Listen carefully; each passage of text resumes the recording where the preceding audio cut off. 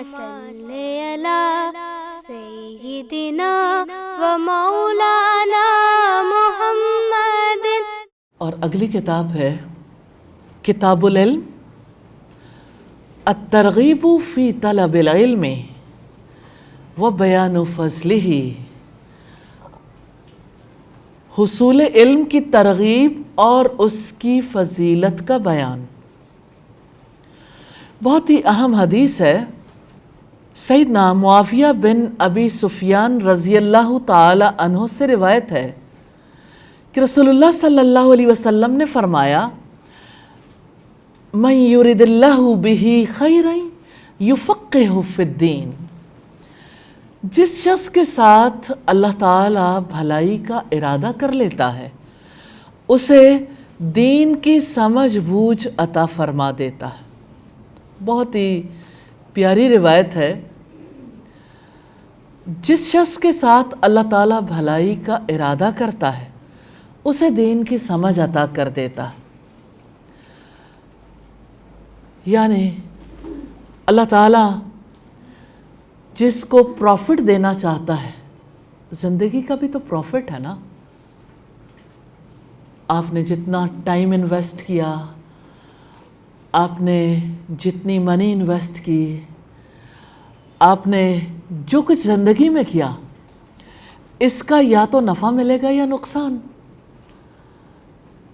تو جس شخص پر اللہ تعالیٰ مہربان ہے نا، اللہ تعالیٰ جس کے ساتھ بھلائی کا ارادہ کرتے ہیں اسے نفع دینا چاہتے ہیں،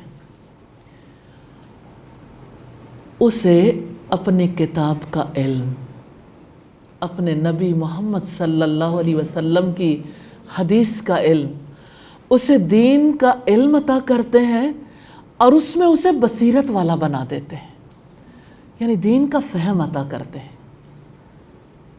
یہ کتنا بڑا احسان ہے جہانوں کے بادشاہ کا، اور میں آپ کو مبارکباد دینا چاہتی ہوں۔ اللہ تعالیٰ نے آپ کے ساتھ بھلائی کا ارادہ کیا ہے، اور یہ اللہ تعالیٰ کا ارادہ ہے الحمدللہ، اس لیے اس کا شکر ادا کرنا بہت ضروری ہے۔ اللہ تعالیٰ ہم سب کو توفیق عطا فرمائے۔ پھر اب دیکھیے کہ اللہ تعالیٰ جس کے ساتھ بھلائی کا ارادہ کر لیتا ہے اسے حلال و حرام کا علم عطا فرماتا ہے، اسے حلال اور حرام کی تمیز ہو جاتی ہے، اسے سمجھ آنے لگتی ہے، اسے ضرورت محسوس ہوتی ہے۔ آپ دنیا میں عام طور پر دیکھیں کسی کو ضرورت ہی فیل نہیں ہوتی، چاہے مسلمز ہیں۔ پھر اب دیکھیے کہ اللہ تعالیٰ جس کے ساتھ بھلائی کا ارادہ کرتے ہیں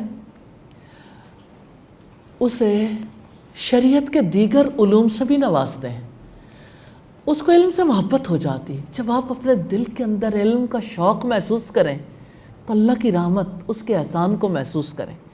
اس وقت اپنے آپ سے یہ کہیں، جس کے ساتھ اللہ تعالیٰ بھلائی کا ارادہ کرتا ہے اسے دین کی سمجھ عطا فرماتا ہے۔ یا اللہ تیرا شکر ہے کہ تو نے میرے ساتھ بھلائی کا ارادہ کیا اور تو نے میرے دل کے اندر علم کی یہ محبت ڈال دی، الحمدللہ۔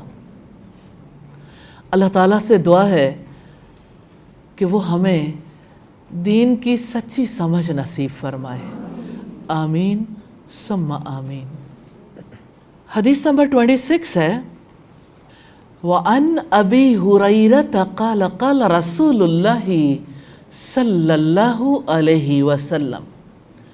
سیدنا ابو ہریرہ رضی اللہ تعالی عنہ سے روایت ہے کہ رسول اللہ صلی اللہ علیہ وسلم نے فرمایا، من سلک طریقا یلتمس فیہ علما سہل اللہ لہ بہ طریق الجنہ، جو شخص علم حاصل کرنے کے لیے کسی راستے پر چلتا ہے، یہ سیدنا ابو ہریرہ رضی اللہ تعالی عنہ سے روایت ہے کہ رسول اللہ صلی اللہ علیہ وسلم نے فرمایا، جو شخص علم حاصل کرنے کے لیے کسی راستے پر چلتا ہے تو اس کی وجہ سے اللہ تعالیٰ اس کے لیے جنت کا راستہ آسان بنا دیتا ہے۔ کتنی امپورٹنٹ حدیث ہے۔ کون آسانی کے ساتھ جنت جا سکتا ہے؟ کس کے لیے جنت کے دروازے کھل سکتے ہیں، کس کے لیے جنت جانا آسان ہو سکتا ہے، اللہ کے رسول صلی اللہ علیہ وسلم نے اس کے لیے ایک راستہ دکھایا ہے کہ وہ دیکھا وہ راستہ ہے جو جنت کی طرف جاتا ہے، وہ راستہ جو علم کا ہے، علم حاصل کرنے والے اس راستے پر چلتے ہیں، اسی راستے کو جنت کا راستہ کہتے ہیں۔ تو علم حاصل کرنا اتنا بڑا عمل ہے، اور نبی صلی اللہ علیہ وسلم نے فرمایا اس علم کے بارے میں کہ اس کا حصول ہر مسلمان پر فرض ہے، اور آپ نے فرمایا علم عمل کا امام ہے، اور آپ صلی اللہ علیہ وسلم نے فرمایا ایک عالم کو عبادت گزار پر اتنی فضیلت حاصل ہے جیسے 14ویں رات کے چاند کو ستاروں پر فضیلت حاصل ہے۔ تو علم حاصل کرنا اتنا بڑا عمل ہے۔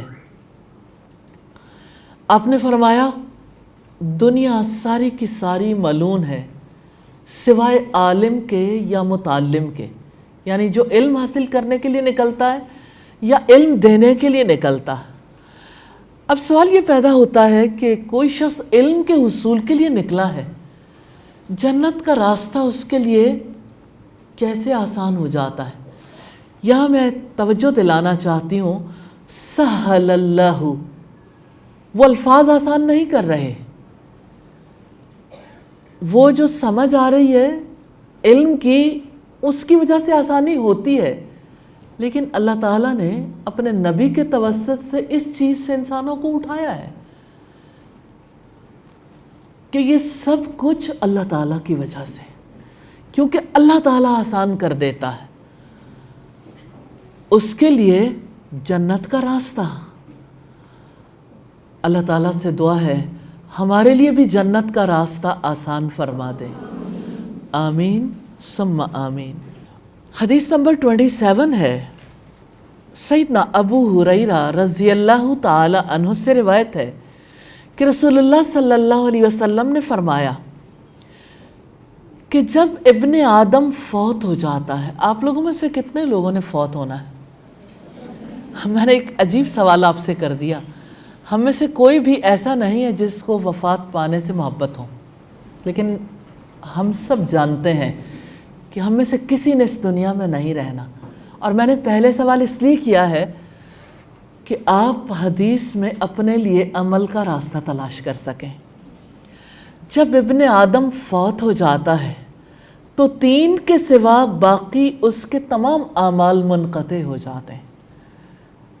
اب آپ یہ دیکھیے کہ 3 اعمال باقی ہیں، باقی سب ختم۔ یعنی یہ نہیں ہے کہ اس نے جو نیک اعمال کیے، یا یہ ہے کہ اس نے زندگی میں جو کچھ کیا، نہیں، یہ معاملہ ہے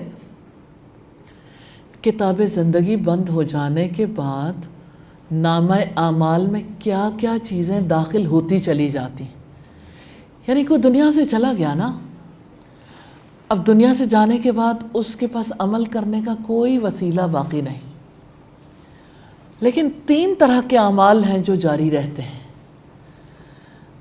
صدقہ جاریہ، صدقہ جاریہ کا کام کریں گے نا تو وہ آپ کی زندگی کے بعد بھی جاری رہے گا انشاءاللہ۔ علم جس سے نفع حاصل کیا جا رہا ہو، نیک اولاد جو اس کے لیے دعا کرتی ہو، دعا مسلسل عمل نامے میں شامل ہوتی رہتی ہے۔ اب ہم اس کو دیکھیں گے۔ پہلی چیز ہے صدقہ جاریہ۔ کیا آپ ہر روز صدقہ کرتے ہیں؟ کیا آپ ویکلی یا منتھلی اپنے لیے کچھ فکس کر رکھا ہے؟ یا آپ اپنے رب سے بات کیجئے، کیونکہ ہر انسان کا معاملہ رب کے ساتھ ہے۔ صدقہ رب کے غضب کو بجھاتا ہے۔ نبی صلی اللہ علیہ وسلم نے فرمایا ما نقصت صدقۃ من مال، صدقہ کرنے سے مال کم نہیں ہوتا، لیکن انسان صدقہ نہیں کر پاتا، بخیلی آڑے آتی ہے. ہر انسان یہ سوچتا ہے کچھ بچا لو کام آئے گا. دل کیسے کھلتا ہے صدقہ کرنے کے لیے؟ جب تک انسان کو اس حقیقت پر یقین نہیں آ جاتا کہ مجھے مرنے کے بعد دوبارہ زندہ ہونا ہے اور وہاں مجھے میرے اعمال کام آئیں گے. ان اعمال میں صدقے کا بہت بڑا دخل ہے. جب انسان یہ یقین کر لیتا ہے صدقہ میرے کام آئے گا. میرے لیے صدقہ کرنا تب آسان ہوتا ہے جب میں سوچتی ہوں کہ جس وقت میں اس دنیا سے چلی گئی تو میرے پاس پڑی ہوئی کون کون سی چیز ہے جو میرے کام آئے گی. کیا میرے گھر والے ان چیزوں کے ضرورت مند ہیں؟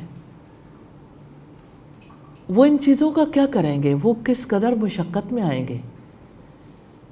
کسی گھر میں ڈیتھ ہو جاتی ہے نا، اس کے کپڑے، اس کی ضرورت کی چیزیں کیسے بانٹ دی جاتی ہیں، لوگوں تک پہنچائی جاتی ہیں. جب ہر روز صبح دوپہر شام انسان سوچتا ہے کہ میرے جانے کے بعد میرے عزیز بوجھل نہ ہوں اور میں اتنا کچھ استعمال کروں جتنا مجھے زندگی میں ضرورت ہے، اور جو میری ضرورت سے زائد ہے میں اسے دے ڈالوں. اور جب انسان اللہ تعالیٰ سے دعا کرتا ہے اور لا حول ولا قوت الا باللہ پڑھتا ہے، صدقہ کرنے کے لیے اللہ تعالیٰ کی توفیق مانگتا ہے، تو اللہ تعالیٰ اس کے لیے آسان کر دیتے ہیں. پھر کوئی چیز نہیں جو وہ ہاتھ سے دے نہ سکے، اس کے لیے دینا واقعتاً آسان ہو جاتا ہے. نبی صلی اللہ علیہ وسلم نے فرمایا، مجھے یہ حدیث بہت پسند ہے. اور کون سی حدیث ہے جو پسند نہیں ہے؟ لیکن کچھ حدیث ایسی ہوتی ہیں جو انسان کی زندگی میں اس طرح شامل ہو جاتی ہیں جیسے یعنی انسان سے وہ الگ نہیں ہوتے. آپ صلی اللہ علیہ وسلم نے فرمایا، الید العلیٰ خیر من الید السفلی، اوپر والا ہاتھ نیچے والے ہاتھ سے بہتر ہے. اوپر والا ہاتھ تو دیالو کا ہے، سخی کا ہے، دینے والے کا ہے، اور نیچے والا ہاتھ فقیر کا ہے، لینے والے کا ہے. سخی بن جائے. نبی صلی اللہ علیہ وسلم نے فرمایا، بخیل انسان اللہ تعالیٰ سے بھی دور ہے، جنت سے بھی دور ہے، لوگوں سے بھی دور ہے، جہنم کے قریب ہے. اور نبی صلی اللہ علیہ وسلم نے فرمایا، سخی انسان میں اللہ تعالیٰ کے فضل و کرم سے امید رکھتی ہوں انشاءاللہ آپ کے ہاتھ سخی کے ہاتھ ہوں گے اور آپ کا دل سخی کا دل ہوگا.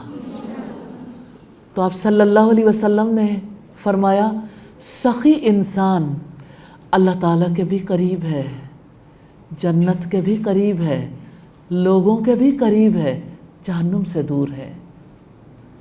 اب دیکھیے اتنا پیارا نسخہ ہے. آپ لوگوں کے قریب ہونا چاہتے ہیں، سخی بن جائیں.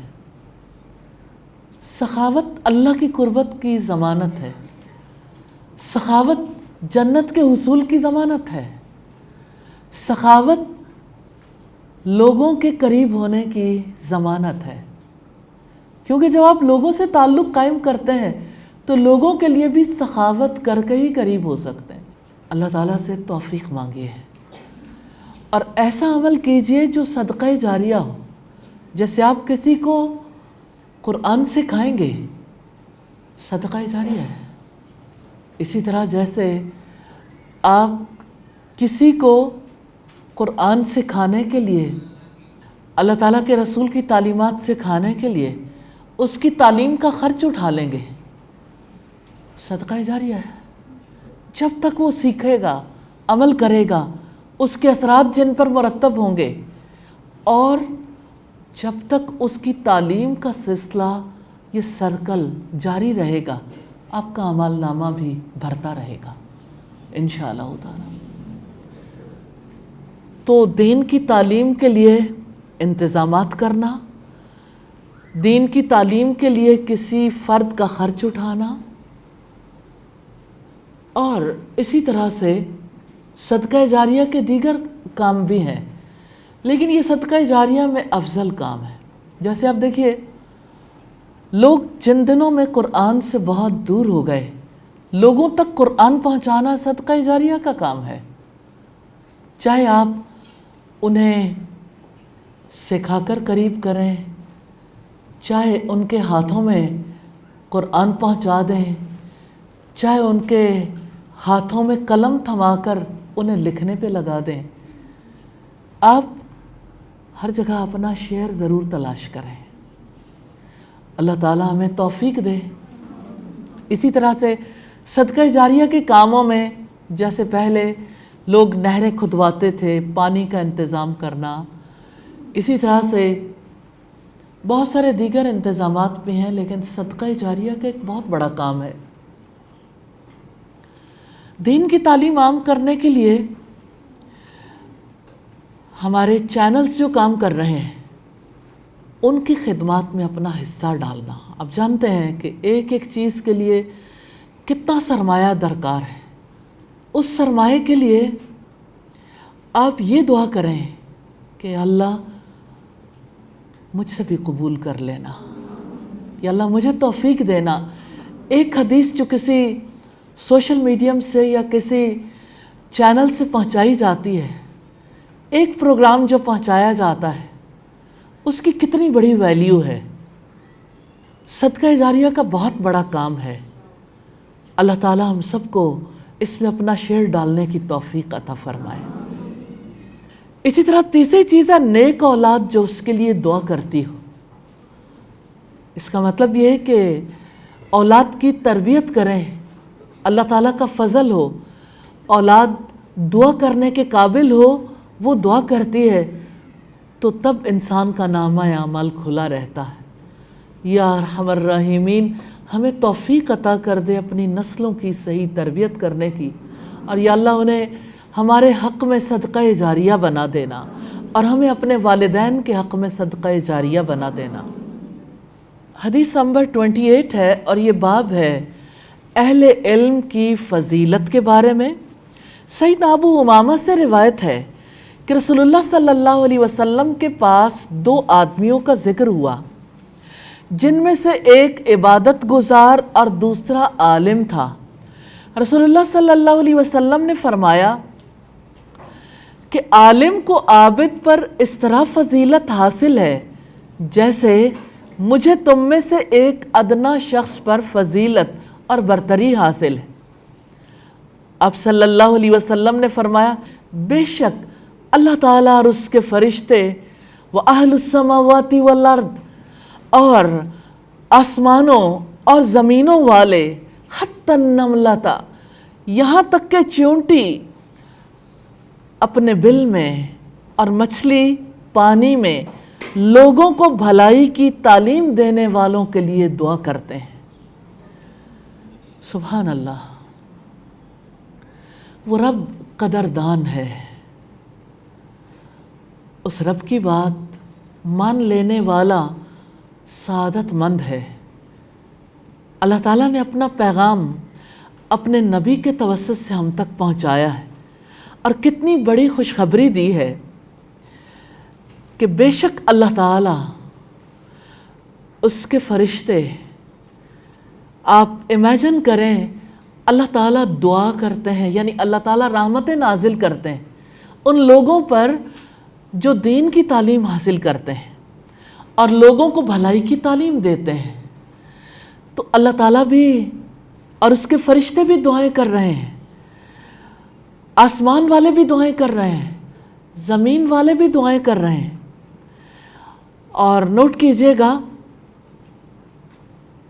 اہل السماوات، آسمانوں والے، ایک آسمان نہیں ہے، ہر آسمان پر جو کوئی موجود ہے سب دعائیں کر رہے ہیں، یہاں تک کہ چونٹی اپنے بل میں، اور پانیوں کی مچھلیاں بھی دعائیں کر رہی ہیں۔ کون ہے جس کے پاس اتنی ہمت ہو کہ وہ کائنات کی ہر مخلوق کو دعاؤں پہ لگا دے؟ یہ ہمارے رب کا فضل ہے، یہ اس کی رحمت ہے کہ وہ دین کی تعلیم دینے والوں کو اتنا بڑا مقام دیتا ہے، ان پر اتنا بڑا احسان کرتا ہے۔ الحمدللہ۔ تو آج دعا کر لیجئے رب سے کہ انشاءاللہ دین کی تعلیم دینی ہے، دین سیکھنا ہے، دین سکھانا ہے انشاءاللہ تعالی۔ سبحانک اللہم و بحمدک نشہد ان لا الہ الا انت نستغفرک و نتوب الیک۔ السلام علیکم ورحمۃ اللہ وبرکاتہ۔ اللہم صلی علی سیدنا و مولانا محمد